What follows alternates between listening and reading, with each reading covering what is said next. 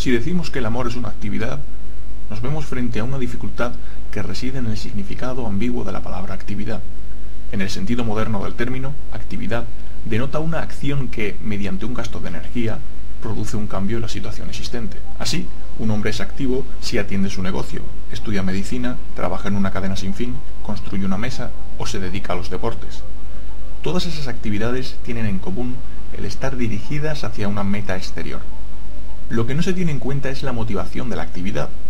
Consideremos, por ejemplo, el caso del hombre al que una profunda sensación de inseguridad y soledad impulsa a trabajar incesantemente, o del otro movido por la ambición o el ansia de riqueza. En todos esos casos, la persona es esclava de una pasión, y en realidad su actividad es una pasividad, puesto que está impulsado, es el que sufre la acción, no el que la realiza. Por otra parte, se considera pasivo a un hombre que está sentado, inmóvil y contemplativo, sin otra finalidad o propósito que experimentarse a sí mismo y su unicidad con el mundo, porque no hace nada. En realidad, esa actitud de concentrada meditación es la actividad más elevada, una actividad de alma, y solo es posible bajo la condición de libertad e independencia interiores.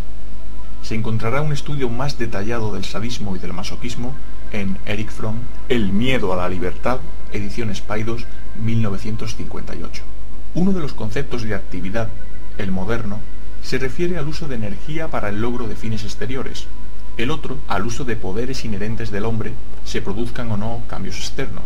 Spinoza formuló con suma claridad el segundo concepto de actividad, distinguiendo entre afectos activos y pasivos, entre acciones y pasiones. En el ejercicio de un afecto activo, el hombre es libre, es el amo de su afecto.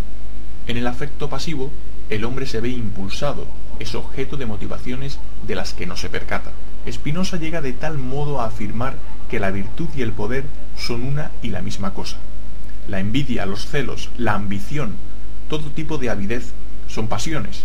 El amor es una acción, la práctica de un poder humano, que sólo puede realizarse en la libertad y jamás como resultado de una compulsión. El amor es una actividad, no un afecto pasivo.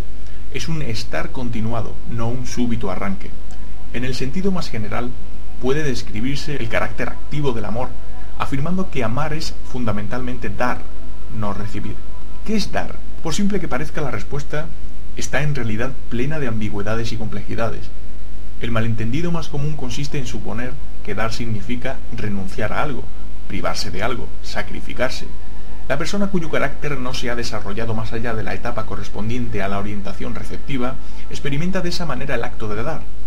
El carácter mercantil está dispuesto a dar, pero solo a cambio de recibir.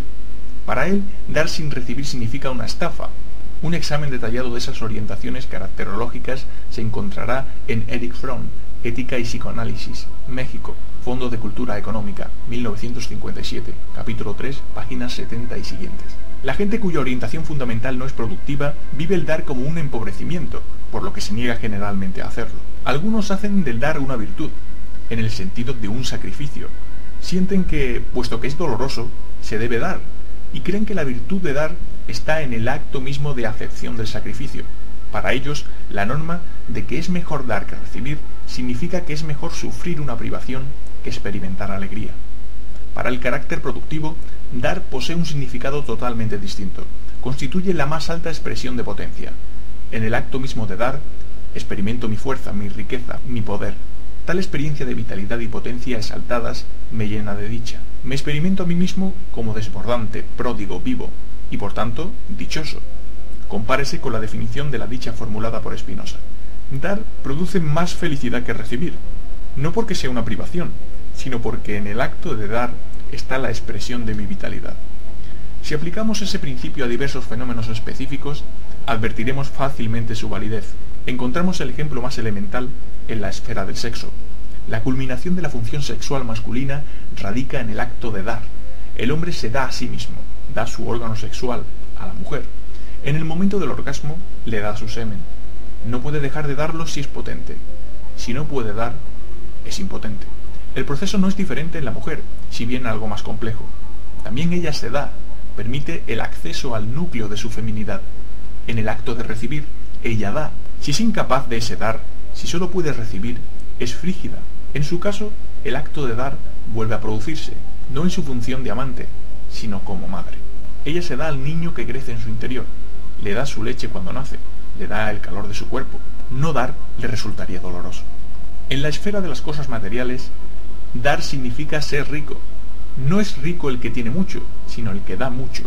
El avaro que se preocupa angustiosamente por la posible pérdida de algo es, desde el punto de vista psicológico, un hombre indigente, empobrecido, por mucho que posea. Quien es capaz de dar de sí es rico. Siéntese a sí mismo como alguien que puede entregar a los demás algo de sí. Solo un individuo privado de todo lo que está más allá de las necesidades elementales para la subsistencia sería incapaz de gozar con el acto de dar cosas materiales. La experiencia diaria demuestra, empero, que lo que cada persona considera necesidades mínimas depende tanto de su carácter como de sus posesiones reales. Es bien sabido que los pobres están más inclinados a dar que los ricos. No obstante, la pobreza, que sobrepasa un cierto límite, puede impedir dar, y es, en consecuencia, degradante. No solo a causa del sufrimiento directo que ocasiona, sino porque priva a los pobres de la alegría de dar. Sin embargo, la esfera más importante del dar no es la de las cosas materiales, sino el dominio de lo específicamente humano. ¿Qué le da a una persona a otra? Da de sí misma, de lo más preciado que tiene, de su propia vida. Ello no significa necesariamente que sacrifique su vida por la otra, sino que da lo que está vivo en él. Da de su alegría, de su interés, de su comprensión, de su conocimiento, de su humor, de su tristeza, de todas las expresiones y manifestaciones de lo que está vivo en él. Al dar así de su vida, enriquece a la otra persona, realza el sentimiento de vida de la otra al exaltar el suyo propio. No da con el fin de recibir. Dar es de por sí una dicha exquisita. Pero al dar no puede dejar de llevar a la vida algo en la otra persona, y eso que nace a la vida se refleja a su vez sobre ella. Cuando da verdaderamente, no puede dejar de recibir lo que se le da en cambio. Dar implica hacer de la otra persona un dador, y ambas comparten la alegría de lo que han creado. Algo nace en el acto de dar, y las dos personas involucradas se sienten agradecidas a la vida que nace para ambas. En lo que toca especialmente al amor, eso significa: el amor es un poder que produce amor. La impotencia es la incapacidad de producir amor. Marx ha expresado bellamente este pensamiento. Supongamos, dice, al hombre como hombre y su relación con el mundo en su aspecto humano, y podremos intercambiar amor solo por amor, confianza por confianza, etc. Si se quiere disfrutar del arte, se debe poseer una formación artística. Si se desea tener influencia sobre otra gente, se debe ser capaz de ejercer una influencia estimulante y alentadora sobre la gente. Cada una de nuestras relaciones con el hombre y con la naturaleza debe ser una expresión definida de nuestra vida real, individual, correspondiente al objeto de nuestra voluntad. Si amamos sin producir amor, es decir, si nuestro amor, como tal, no produce amor, si por medio de una expresión de vida como personas que amamos no nos convertimos en personas amadas, entonces nuestro amor es impotente, es una desgracia. Nationalökonomie und Philosophie, 1844, publicada en Karl Marx. Pero no solo en lo que atañe al amor dar significa recibir.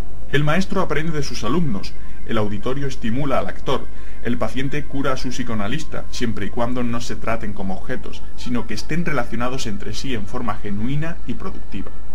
Apenas es necesario destacar el hecho de que la capacidad de amar como acto de dar depende del desarrollo caracterológico de la persona. Presupone el logro de una orientación predominante productiva, en la que la persona ha superado la dependencia, la omnipotencia narcisista, el deseo de explotar a los demás o de acumular, y ha adquirido fe en sus propios poderes humanos y coraje para confiar en su capacidad para alcanzar el logro de sus fines. En la misma medida en que carece de tales cualidades, tiene miedo de darse, y por tanto de amar. Además del elemento de dar, el carácter activo del amor se vuelve evidente en el hecho de que implica ciertos elementos básicos, comunes a todas las formas de amor. Esos elementos son cuidado, responsabilidad, respeto y conocimiento. Que el amor implica cuidado es especialmente evidente en el amor de una madre por su hijo. Ninguna declaración de amor por su parte nos parecería sincera si viéramos que descuida al niño, si deja de alimentarlo, de bañarlo, de proporcionarle bienestar físico, y creemos en su amor si vemos que cuida al niño. Lo mismo ocurre incluso con el amor a los animales y a las flores. Si una mujer nos dijera que ama a las flores y viéramos que se olvida de regarlas, no creeríamos en su amor a las flores. El amor es la preocupación activa por la vida y el crecimiento de lo que amamos. Cuando falta tal preocupación activa, no hay amor. En el libro de Jonás se describe en forma sumamente bella este elemento del amor. Dios le ha dicho a Jonás que vaya a Nínive para advertir a sus habitantes que serán castigados si no abandonan sus prácticas perversas. Jonás huye de su misión porque teme que la gente de Nínive se arrepienta y que Dios los perdone. Es un hombre con un poderoso sentido del orden y de la ley, pero sin amor. Sin embargo, al tratar de escapar, se encuentra en el vientre de una ballena, que simboliza el estado de aislamiento y reclusión que ha provocado en él su falta de amor y de solidaridad. Dios lo salva, y Jonás va a Nínive, predica ante los habitantes tal como Dios se lo ha mandado, y ocurre aquello que él tanto temía.